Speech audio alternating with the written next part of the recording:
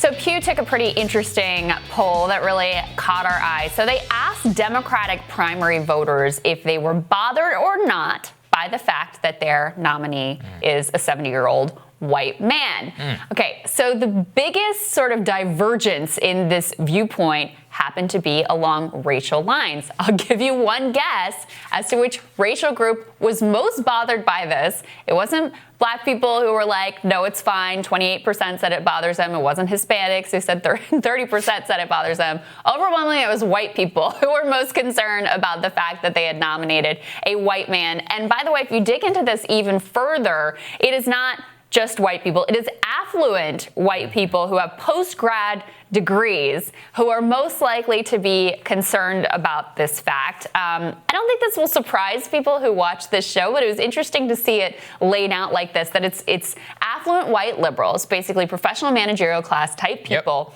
whose biggest concern is the diversity of the figureheads of the status quo versus, for them the status quo is working out just fine. Yes. So they don't want to change the status quo. They just change like some of the imagery around the status quo. Yes. Yeah, it's perfect.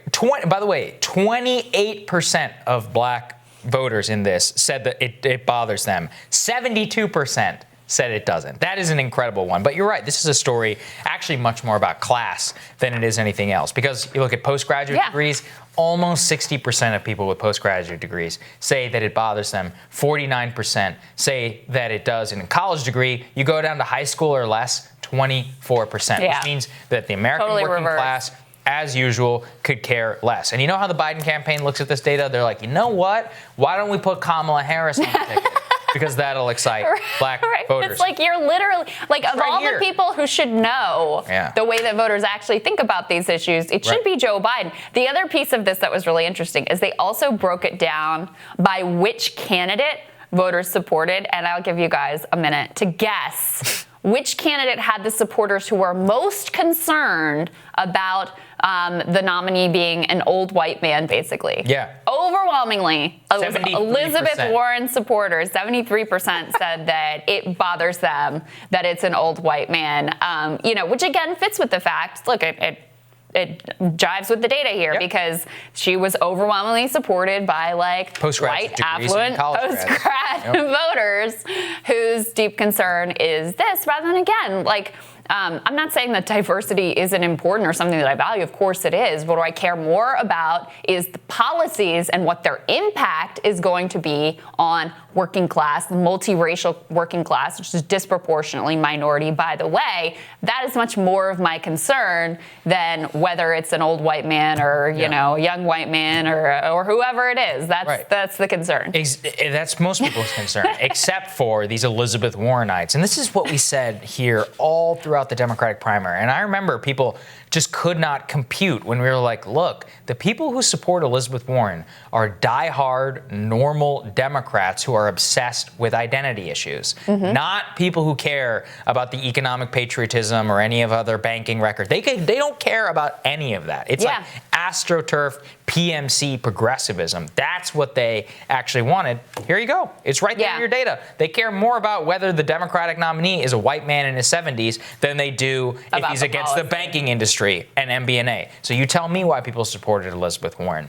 You can look. This is the best part. There's no spin. They will go ask the actual voters. They tell you why they support somebody. Overwhelmingly, it's everybody else just wants to graft a false narrative onto these candidates. And look, I think this is a disaster for the Democratic Party. I mean, I guess I'm happy about it. But it's like you're basically aligning yourselves around these upper middle class white liberals and suburbanites. If you take this and you take it to the suburbans, like Ryan Grimm always talks about these suburban moms. That's the people who care about this stuff the most. Affluent suburban mothers are the people who care about these AstroTurfed identity issues more than anything. And if you have these as a significant part of your voting coalition, that's how you end up with Kamala Harris as the vice president, Stacey Abrams as the UN ambassador or something. Well, and that's where it reveals I I wonder how they're actually thinking about a potential Kamala Harris as vice president, because look, Joe Biden already has a lot of affinity from African Americans. I mean, that was one of the strongest parts of his coalition and his base, especially older African Americans in terms of the Democratic primary. If you add Kamala Harris to the ticket, it's not actually African Americans that you are appealing to. It's more of those Warrenites. Yes. Those are the people who would actually be excited about a Kamala Harris as VP, because then they can see past the old white man to the glowing future that has a woman and a woman of color at the head. It's not actually, I mean, we look at the primary results. Kamala Harris did not do particularly well with African Americans. No. That's why she had to drop out before Iowa, because Joe Biden and Bernie Sanders had these diverse coalitions and she wasn't able to break into that. So funds ran dry and she had to ultimately drop out before Iowa. So I wonder if the Biden campaign, even though they talk, and we covered here yesterday this Politico article that was basically like, there's two camps. Do you pick a white Midwesterner to appeal to the white Midwesterners, or do you pick an African American to appeal to the African Americans? I wonder if they're actually thinking about it that way, or if that's just the way the dumb media is thinking about it. I think they are going to think about it that way, just because I have no faith in their political instincts. And I look at, I mean, think about it. Who are the people they actually need to turn out? Like working class black men in Milwaukee who didn't vote for Trump and who didn't vote for Hillary and who don't feel bad about it. Are they going to go vote for Kamala Harris? No, they're not. And you saw this. I mean, I highlighted here in the middle of the primary, there was like a New York Times reporter who went down to South Carolina and was talking to like younger black men who all supported Bernie Sanders in the Democratic primary. And a lot of them said, they're like, yeah, I kind of wish I could support Cory or Kamala, but they don't stand for the issues that I do, so they're not getting my support. Okay. That's, like I said, go ask people. They'll tell you. It's just that they have, everybody in D.C. has their preconceived notions about like, oh, put a black person on the ticket, that means black person, that means black voters will flock to them. No, couldn't be farther from the case. Joe Biden is now the Democratic nominee, and they still can't get that out of their head. And that's why because I want to give Biden and his team credit. I mean, there was a lot of pressure, some of which the Sanders team certainly bought into, that, you know, the way for him to appeal more to African Americans this time around was to be sort of more woke with his language and embrace it. And that obviously, like, it didn't work, right? I mean, young African Americans, yes, he did incredibly well with, but in terms of this older demographic that he really needed to cut into, it didn't work.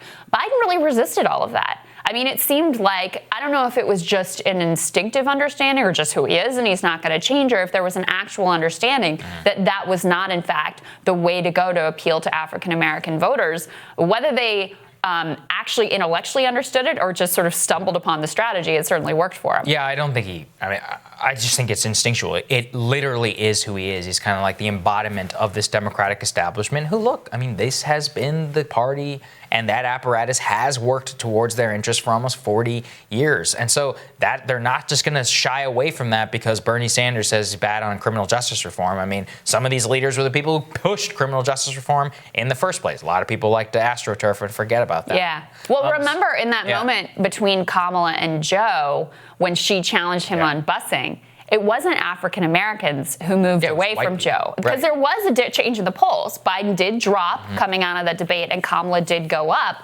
but her gains were with like the Warrenite type voters. That was who actually that argument His support went up amongst black voters at the time after that happened. That's right. So. Yeah, especially among older African Americans.